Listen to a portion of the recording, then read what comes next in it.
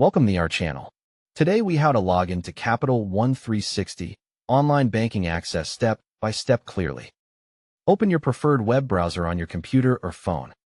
In the address bar, type CapitalOne.com and press enter or go. On the Capital One homepage, locate the Sign In button near the top of the page. Click or tap Sign In to open the login area. Make sure you are signing in on the official Capital One website and check for the lock icon in the address bar.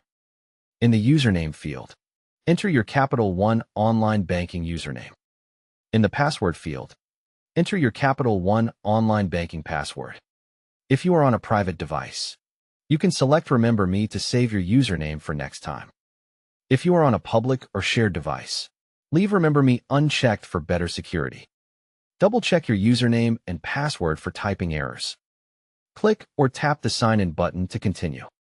If you are asked to verify your identity, choose a verification method like text message, email, or phone call. Enter the verification code you receive exactly as shown. Click or tap Continue or Verify to complete the security step. If you see an option to trust this device, only select it on your personal device. After a successful login, you will land on your Capital One 360 account dashboard. Review your account list to confirm you are in the correct profile.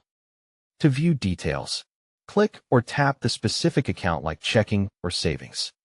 To check recent activity, select transactions or activity for that account.